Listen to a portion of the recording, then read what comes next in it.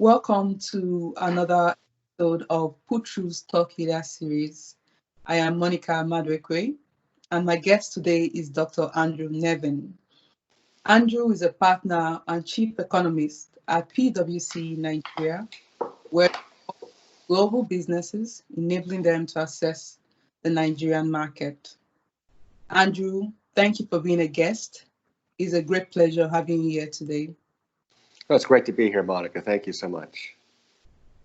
Andrew, you've been involved in creating a number of initiatives at PwC. Could you tell us a little bit about these initiatives and why you felt they were needed? Well, I joined PwC on September 15th, 2008, and I had been living for a decade in China. I had not been involved in professional services. I actually had my own tech startup firm, which failed. So I started on September 15th, as I said, which people on this call, maybe some of them are too young to remember. That's the day that Lehman's went bankrupt. So I was at PwC UK in London. I had no clients. I had a PhD in economics. So I got asked the question, can you tell us what happened? What's going on with this global financial crisis? That's what I did. When I was first there, I led the team that wrote the global perspective on the financial crisis. But it's also what brought me to Nigeria, because in February of 2009, I did a tour with the then MD of PwC Nigeria, Koenig Bakwe, my mentor and friend. And we met the finance minister, some of the bank presidents, including a governor who eventually became Governor Sanusi at the CBN. And that brought me here talking about the financial crisis. But back in London, after we did that work, we then went on and said, well, that's all very interesting, but it looks a bit backwards. What happened? Why did the financial crisis occur? So we then created something that was more forward-looking. And for the first time at PwC, we had the megatrends. So we created 6 megatrends. We called it Project Blue. And it really started, and people do this all the time now, look at the future, but at the time, at 2009, 2010, when we began this work at PwC, it was quite new there. Interesting.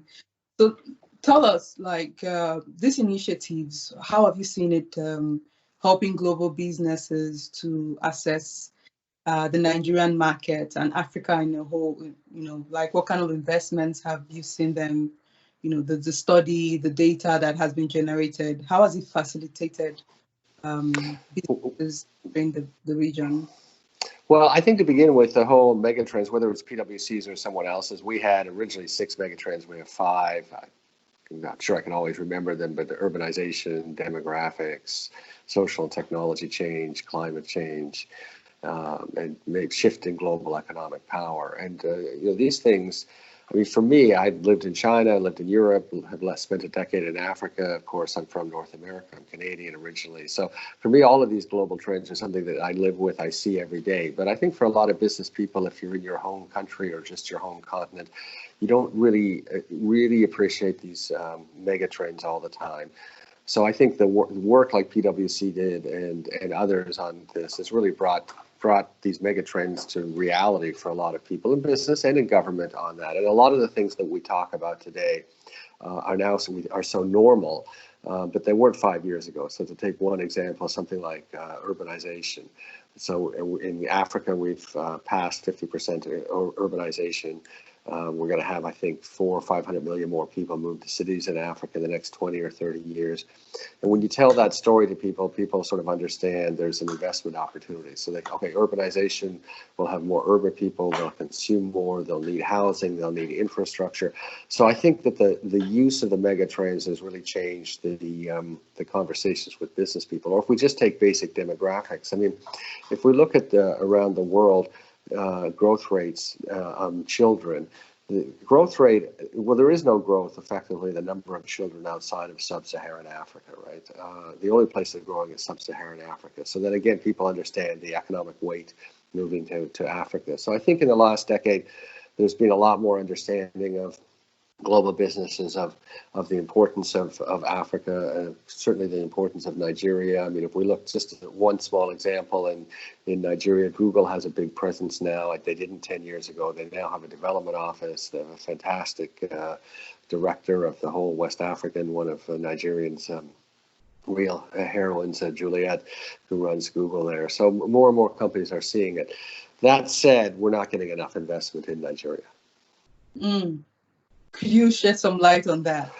Well, I think people understand if you tell the macroeconomic story about the number of people in Nigeria and 200 million and going to 400 million and Lagos being the world's largest city by 2100, people all understand that. But when they come on, and of course, many multinationals have operations in Nigeria, and many have had for a long time. So someone like Unilever from the 50s, even ourselves, PwC started in the 1950s there.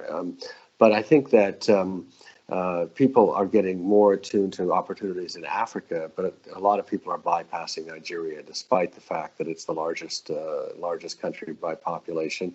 And the reason for that is it's just still too difficult to do business. So we can come back to that. But if you look around Africa, I mean, our neighbors in Ghana are doing very well, and Cote d'Ivoire. Of course, you tend to have more francophone global companies that are entering Cote d'Ivoire, Ivory Coast.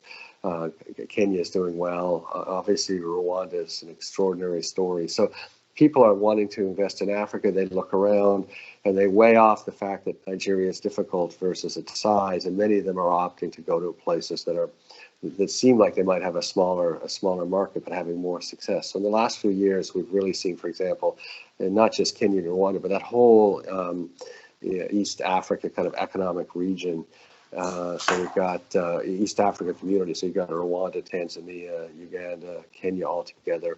And of course, now we have Ethiopia, which if you talked about Ethiopia 25 or 30 years ago, no one outside of Ethiopia would have thought that it mattered, but all of a sudden people realize it's a growing market. It's a very good place to do business. They've been very intelligent in the way that they've opened up and not restructuring, but liberalization of certain things, but it's in a phased approach on that. And people like going to Ethiopia, so it's really a hot spot. So all of these places are on the map globally around Africa. Unfortunately, Nigeria and to a large extent also South Africa, the second largest economy, are the places that people are avoiding right now. Yeah, you're right. We'll go back to that question. We need to we need to talk about it more in detail. But first, you've talked about all these hotspots, Eastern Africa and some countries in Western Africa like Ghana. Businesses are being attracted to those countries. These are global businesses. So could you tell us a little bit about this, the characteristics of these businesses that are, gaining entrance into African markets? Like, what is their size? What sectors are they involved in? Which of the countries, in the world do you see these businesses usually coming from? Yeah, so I mean, if we look, we look around. I mean, obviously, telecoms is something that is huge. In the last 20 years, we've had explosion in telecoms. But it's interesting if you look, say, in the Nigerian context of telecoms. Actually, they aren't really global businesses that have come in. You've had MTN, which is an African business based in South Africa, which really took a chance and created an incredible company. You have Airtel, which is really an Indian company, or based in the Middle East, but originally origins in India. They've done telecoms.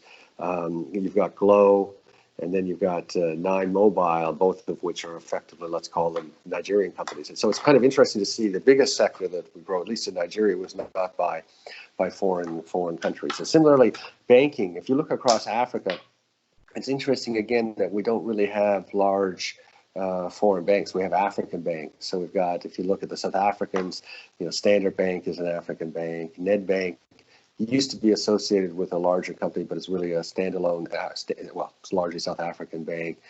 You have EcoBank, which is an African bank.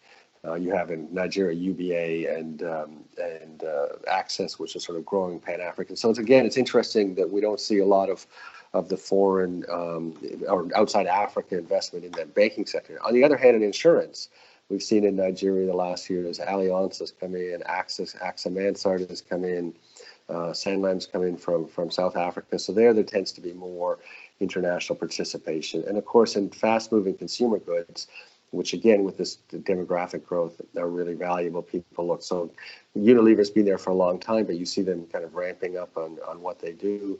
A company like Lafarge, a leader in the cement industry, has a Pan-African footprint on there. And the other issue is, I think, a lot of international not necessarily investment, but contracting into the infrastructure players. So when we look around Africa, for example, and look at all the expansion of airports, the quality of the airports, not in Nigeria, but in other African countries like Ghana, like Kenya, like Ethiopia, the construction companies often tend to be either Middle Eastern or European in that case. But in Nigeria, despite the fact we haven't got a lot of investment, I can tell you there's a lot of interest. So, for example, the Netherlands has paid a lot of attention to Nigeria. They're very interested in agricultural processing. Ireland, similarly, agricultural processing. UK has a big presence in Nigeria. And of course, they also have the investment arm, CDC, which is looking across multiple sectors, but health and education are big for them. But I think there are opportunities, if to the extent that we have an environment that's amenable to businesses coming in, both domestic businesses and businesses from abroad. I think Nigeria has so many sectors that people can come play in. And I hope coming out of COVID-19, we are able to get a situation where we have more and more international investors come to Nigeria. Exactly. So now this takes me to the next point. First, I'd like to say interesting that, like in the telecom sector, and telecom and banking, we have African companies branching into other African markets. But definitely we want to have people from outside the African continent, being able to enter the market, establish their presence and grow. So let's focus now on Nigeria. You've talked a bit about the fact that not a lot of investment is entering the country. So in terms of the appetite global businesses have, international companies have for Africa, for Nigeria, would you say how would you quantify it? Is it large? Is it not enough? No. Well, I think, the numbers speak for themselves. So we've had less than $3 billion of foreign direct investment in 2019, which is about half the amount of Ghana, even though Ghana's economy is 1/6 or 1/7 the size. And most of that investment was still in oil and gas. So very little for the size of the economy. So, why is that? People see the demographics, but I think when they come and they look close at the country, they still find it too difficult to do business. To begin with, it's a small thing, but it has a big impact. As people come in to the airport, it's not a pleasant experience. They've been to, even our neighbor in Benin with the Lome airport is beautiful, right? And obviously Ghana, Cote d'Ivoire airport. But it's the first time that people see the country. In fact, well, not even necessarily the first time they've interacted, because of course they had to go through the visa process. So if they've gone through the full visa process, that's not very easy. Visa on arrival, maybe a little bit easier, but still the problem with visa on arrival is when you get to the airport, again, it's a bit unpleasant. It's hard to come out of the airport in Lagos and find how to get out. It's chaotic. If you're coming at night at the first time, I think it's a little bit frightening. But beyond that, more critically, it's still too complex. Too complex to do business in Nigeria. So we have too many MDAs at the federal level who have overlapping responsibilities, and rather than deal with that issue, we've got PEBEC, which has worked very, very hard to improve the business environment here. It is run by Dr. Jamoke, who's national heroine, but they haven't simplified or made it easier to do business. So it's expensive, it's complex. You get confused by different agencies. Then you also have, obviously, to some extent, the kind of informal factor. So you try to go through the formal process, and then other people are suggesting you go through a less formal process and bypass that. But what are the rules of engagement? And that's not feasible for really a multinational anyway. So all of that is very confusing to people. And then we have an issue like the exchange rate regime, which is confusing for investors to come in. So the totality, when you add that all up, and then people go to Ghana, people go to Kenya, people go to Ethiopia, they may be smaller markets, but they just say, this is where I want to put my next investment into Africa. And I think it's really coming to how would we say it? It's coming to a crisis point for the country, because at the end of the day, if we don't get investment, not just from outsiders, but also from Nigerians, we can't grow sufficiently to reduce poverty or alleviate unemployment. And we all know we're the poverty capital of the world, with 100 million people in absolute poverty. So the total investment that we need, an economist like myself would say roughly We need about 26 to 29% of GDP reinvested in the economy every year to grow 6 to 8%. We're only getting about 16, 17%, so 60%, not much more than half of what we need. And so we only grow at 2%, right? And of course, 2% is not really growth because our population is growing probably close to 3%. So people are getting poorer and poorer in Nigeria. And we've had this happen in 2015, 2016, 2017, 2018, 2019, 2020, almost surely in 2021. So, Nigeria needs to reverse this and needs to make itself an investor-friendly destination. As I said, because of the demographics and weight of the country, everyone's going to have a look at Nigeria, but they're only going to invest if it's a good environment. So this is an urgent task for the government, and it's made more difficult by COVID because in 2020, there aren't going to be any foreign direct investors who actually come to the country anymore. But we need to prepare better for the day when foreign direct investors will be traveling and sort it out from there. Very interesting points. And I mean, if I was to look at the situation in Nigeria in terms of population, especially of the youth, the fact that Nigeria has a large number of young people, and you talked about the mega trends like urbanization is something that is happening in Nigeria, the demographic shift. Nigeria has, Nigeria is going to have a young population, Africa in general. So the market should ideally be very attractive for investors, but you've talked about these barriers and how simple things could just hold people back from being interested in entering the Nigerian market. So is this policies could play a role? Nigeria has a lot of policies, very interesting policies, but it doesn't seem to be doing much. What if you were to say the government needs to do one or two things? You've talked about the fact that some of the organizations have overlapping responsibilities, but if you were to say, okay, Nigeria, you need to take one or two steps now to make sure that in the next 5 years you have people coming into the market to help your economy grow, what would that be apart from policy? Well, I think the way we have been characterizing it for a number of years is that it's just too high a degree of complexity in Nigeria. So if we go back to the Economic Recovery and Growth Plan, so President Buhari's plan in 2015, if you read the plan, and I read it because it's my job, 200 pages, and there's program after program of interventions, and I think that people who have experience in the business world would recognize you're trying to create a national program. It's like creating a national business. This would take 10, 15 years, even if it was functioning properly. So these programs get announced, they drain very scarce resources, and they don't accomplish their objectives. And then, of course, for the economic actors in Nigeria, if this program is announced, rather than focus on their business, their best strategy is to see if they can tap into the program, if it's some kind of subvention or some kind of reduced interest rate or favorable exchange rate, for example. So people spend their energy doing that. So if we had to kind of give one, and this is just being repeated. So if you look at the COVID-19 economic response led by the vice president, again, it's a series of new programs on that. What we've said for a number of years is the word, if we had one word to describe what's required, is simplification. It just needs to be simpler, whether it's in the fuel subsidy regime. I mean, we can argue about whether or not the fuel subsidy is justified, who it benefits. But the reality is that the way that fuel subsidy is done in Nigeria is so complex, so opaque, takes so much energy. The FX regime is the same way. On that, and then you have all of these agencies that have complexity in them, and the business people just get tired of this, right? And they're refusing to invest, which we see. So we would like to see a real simplification. But the other word that we'd like to use is decentralization, because at the end of the day, it's very difficult from Abuja to develop a country of 200 million people. Now, we have 36 states. We know that every state has its advantages and disadvantages. Its endowments, sorry, not disadvantages, not the disadvantages are not important, but it has its endowments, has its minerals, has its people, has its agricultural potential.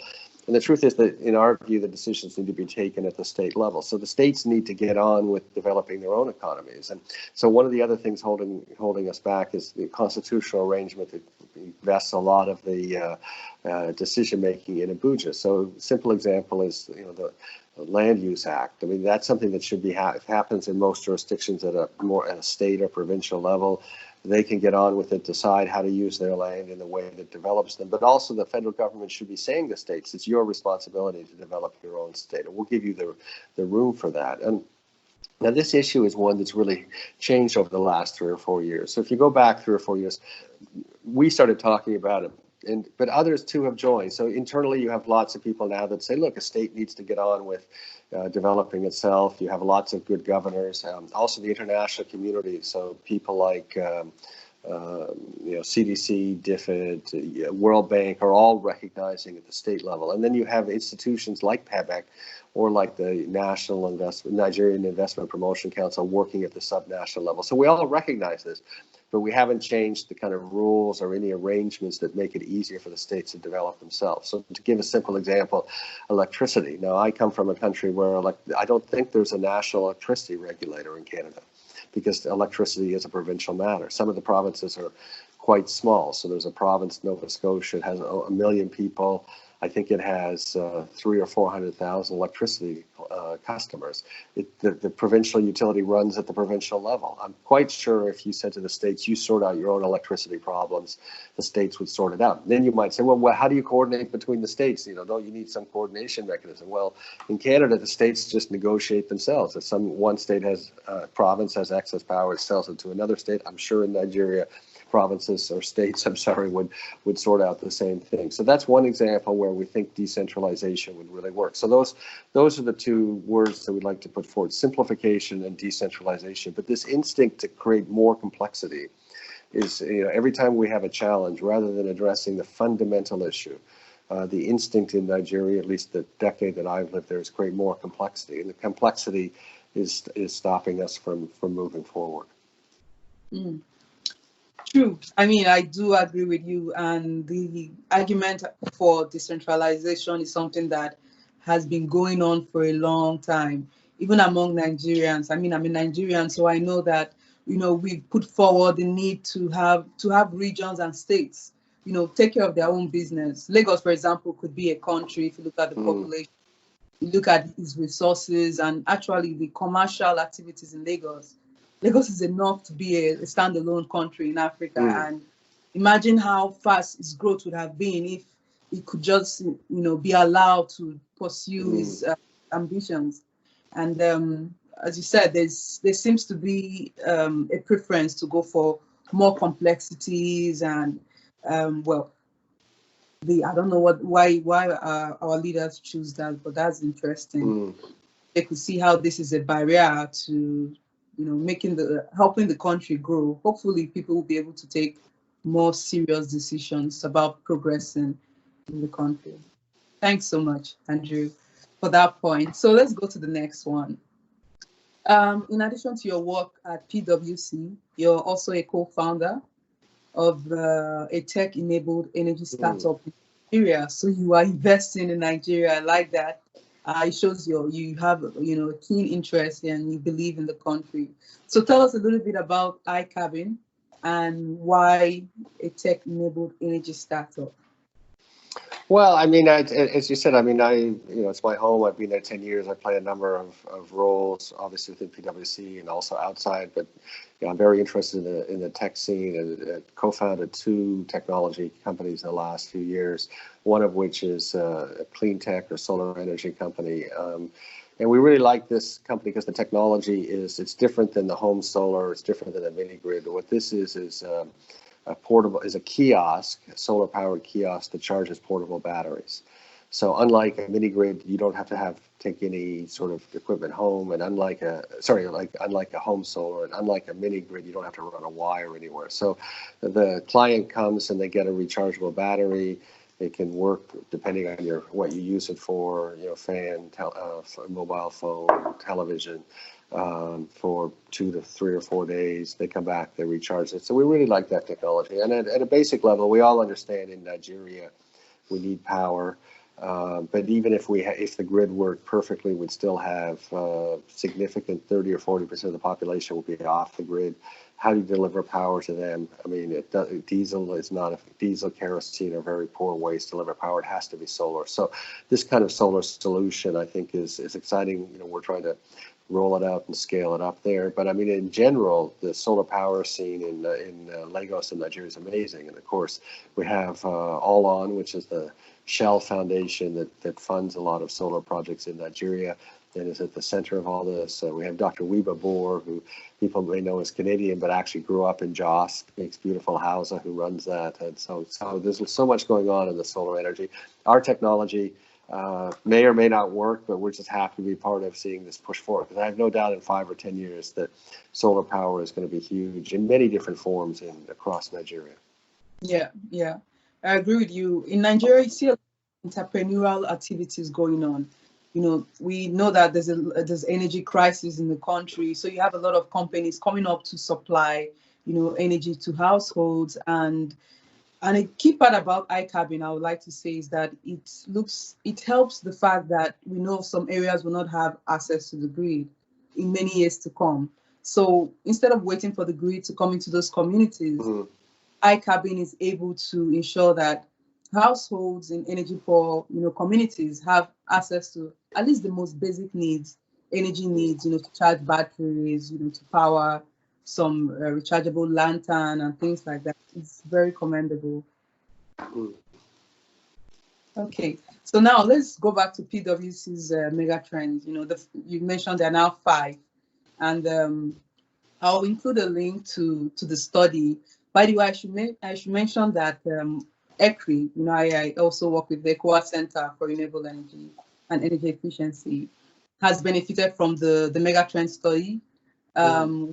Developed a project proposal using the 5 megatrends as a framework and saying, okay, this is where the energy sector is going to. We're able to get some grant from the African Development using that. So a lot of institutions, including ECRI, have, you know, we've tapped into the mega trends, I should mention. And looking at the impact of COVID-19 alongside these mega trends, how would you say COVID-19 has affected these mega trends? Has it heightened, it lessened its impact? How would you Well, I think this is a very good question, and I mean, to begin with, I mean, I think that one of the things maybe people don't appreciate is we're not really anywhere near the end of COVID-19. If anything, we're at the beginning. I mean, today as we speak, we're going to again probably today set a record for the number of daily cases. And you know, it depends on what news you follow. In Europe, of course, it was when we had the spikes and huge death tolls in Italy, Spain, and the UK. We were focused on that. It rotated to America. Now, probably the most daily deaths are occurring in Brazil, but tends not to be as much in our news feeds because it's outside of the English-speaking world. But we're really not anywhere near the end of this COVID-19, which is terrible. And of course, in Africa, it's difficult to know. I mean, the reported number of cases is increasing, the reported number of deaths is increasing, but we're all aware that the healthcare systems don't really have the capacity to you know, do the testing, to monitor properly, contact tracing, all of those things. We're relying on the fact that, you know, we hope with a young population we're not as severely affected. But from an economic viewpoint, I mean, obviously this has been catastrophic, and I think that back in February people did not realize what would be the kind of impact. But if you realize, of course, that what you spend is someone else's income. So when you have billions of people locked down, not doing their normal activities, you have hundreds of millions of other people whose incomes go to zero. And we've had 40 million people file for unemployment in the United States. We've had massive spike in unemployment across Europe. And of course, in Africa and Nigeria, people that earn a daily wage, many of them suddenly found their wages go to zero. So we've had all these issues over the last few months of trying to have palliatives and get resources in the hands of the bottom of the pyramid, et cetera. You know, that said, I think there's going to be some longer term beneficial impacts around it. I mean, obviously people are going to probably fly less, I mean, for a very long time. And I'll come back to that. And then in terms of this work from home for professionals, I mean, you're taking a huge load off. I think 40% of days are going to be probably working from home for those who can work from home in a place like London. So you're going to take pressure off the transport system, pressure off the real estate. You're also going to have businesses that never recover. So for those who've been to London, everywhere you go, there's a Pret coffee, which are filled in the morning with people going to their office. So 40% of those people on any given day at least are not going to be there. So those businesses are never going to come back.